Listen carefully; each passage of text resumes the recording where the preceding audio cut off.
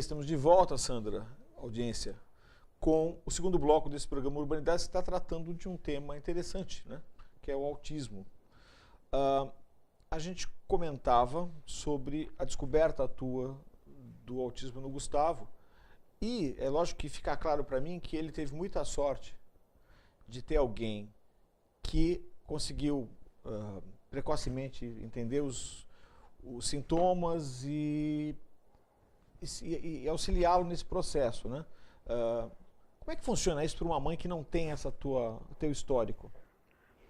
Eu acredito, César, que isso seja sempre bastante complicado. Em primeiro lugar, quando nós temos um filho que vem diferente daquilo que nós imaginávamos, porque eu entendo da seguinte forma: uma mulher está grávida, você pode fazer, estatisticamente falando, jamais, ou diria assim, um percentual muito baixo de pessoas vai dizer, por exemplo, olha, eu quero um filho que seja especial. Claro. Eu diria que o normal seria, eu quero um filho que venha com saúde, que seja normal, que seja igual a outras crianças e tal. Então, quando uma criança nasce e ela vem diferente daquilo que você imaginava, há a necessidade de que se faça luto. Você precisa enlutar do bebê perfeito para criar novas expectativas, novos amores, se envolver com o bebê que veio diferente e que se torna maravilhoso. Claro. Então, esse enlutamento precisa haver. O que me parece difícil é que nós também trabalhamos com mecanismos de defesa inconscientes. Por exemplo, o que é consciente, eu não quero para mim aquilo que é diferente, porque eu não sei lidar com aquilo. Agora, o que é inconsciente? Como é que eu vou ser aceita enquanto mãe de uma criança que veio diferente? Como é que eu vou ser vista socialmente? Será que os meus amigos vão gostar de mim? Então, são questões inconscientes às quais nós temos que nos ater para que possamos identificar essa situação. Quando se trata de uma pessoa leiga, ela talvez tenha muito mais dificuldade, porque ela tem mais dificuldade de acesso, ela tem mais dificuldade de entendimento, os termos são técnicos. Então, o que parece que precisa haver é que essa pessoa esteja aberta a um comentário de uma irmã, de uma tia, de um amigo. E também os amigos têm dificuldade de dizer isso. Claro. Olha, alguma coisa acontece com seu filho. Eu acho que é essa abertura para o mundo e saber que a gente dá conta de tudo. Porque eu acho assim, não só essa mãe não treinada para isso, não que alguém tivesse que ser treinada para isso, nem você estava treinada para isso. Não, com certeza. Saiba como se colocar, mas mesmo o grupo de amigos ou aquele universo próximo, como é que eu vou lidar com isso?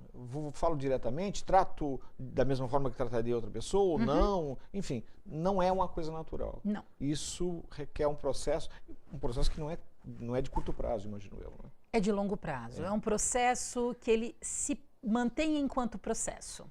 Não há um término. Claro. Continua processual. Porque ao longo da vida ele vai ter contato com outros universos, outros meios, e você vai ter que renovar. Logo que você vai desenvolvendo, acredito, mecanismos para isso, não é isso? Sim.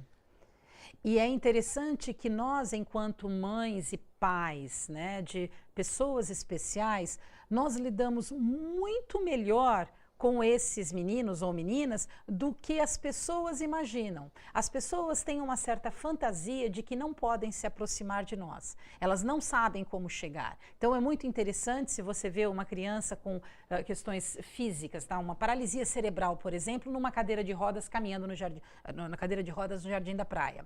Os pais estão caminhando, você olha, a sensação é que as pessoas, elas se afastam um pouquinho, elas têm medo de chegar. Oi, tudo bem? Então nós, enquanto pais, nós precisamos desse acolhimento, que nos olhem de forma natural. E isso é difícil, e nós sabemos disso. Claro. Bom, eu queria entrar no tema do teu livro aqui. Eu estou com esse livro aqui na mão, que estou mostrando na câmera, vai aparecer em detalhe para vocês. Ó, A Busca de um Diagnóstico. Esse livro é resultado do teu processo com o Gustavo, é isso? Sim, é uma vida que nós construímos em conjunto. O livro se chama A Busca de um Diagnóstico, Ensinando a Aprender e Aprendendo a Ensinar. Porque eu me senti sempre na necessidade de ensinar o Gustavo até a perceber as emoções das pessoas. E ao mesmo tempo em que eu ensinava, eu aprendia com ele, porque foi ele que me deu todas as dicas, Ele ia pontuando, mãe, não é assim. Mãe, isto eu não sei.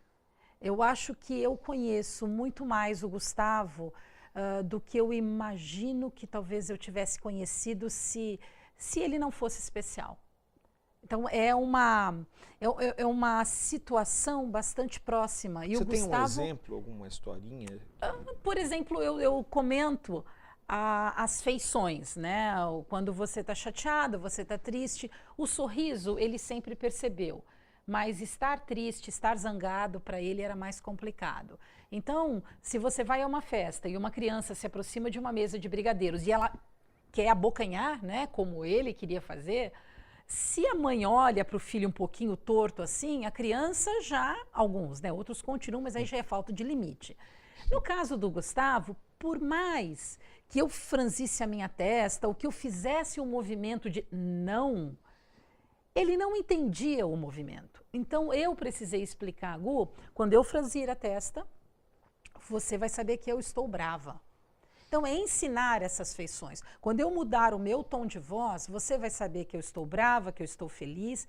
E ele foi me ajudando. Porque quando eu errava, ele falava, mãe, mas a cara que você fez não é de brava. A cara é de alegre. E essa percepção dele me ajudou. Esse repertório de comunicação que você foi desenvolvendo com ele, quer dizer, ele também foi desenvolvendo contigo, Isso. né? E o que acontecia é que provavelmente o conjunto de códigos que ele tinha não era exatamente igual ao teu, então ele tinha que fazer essa tradução, vamos dizer assim, é isso? Ele tinha que fazer a tradução. E aí que eu entendo a grande deixa, a grande maravilha que é estar com os meninos especiais, até em sala de aula, por exemplo. O professor diz assim, eu tenho um método, as pessoas que têm que nos entender, mas você tem um método que todos vão entender, mas alguns não vão. É mais fácil você, enquanto professor, mudar o método e criar outros do que aqueles que são especiais entenderem o seu método. E eles nos dão dicas. A todo momento, ele me sinaliza. O Gustavo sabe elogiar. O Gustavo é companheiro. Quando eu percebo, por exemplo, domingo, eu gosto muito de praia, então os dois dormindo, eu falo, olha, eu vou à praia e tal. Aí eu ligo, tá tudo bem? Ah, tá tudo bem. E o que você fez? Nada, eu já saí com a Nina, que é a nossa cachorra, eu já fiz o café da manhã, já dei o café da manhã para o meu irmão, o irmão é mais velho que ele. Ele prepara o café da manhã e leva até. Isso eu não ensinei, ele foi vendo os modelos. E são códigos que nós vamos desenvolvendo em conjunto. Muito legal. A gente volta daqui a um minuto para falar um pouco mais sobre alguns mitos que existem com relação ao autismo, né? Quem sabe quebrar alguns paradigmas aí para o pessoal de casa. A gente já volta.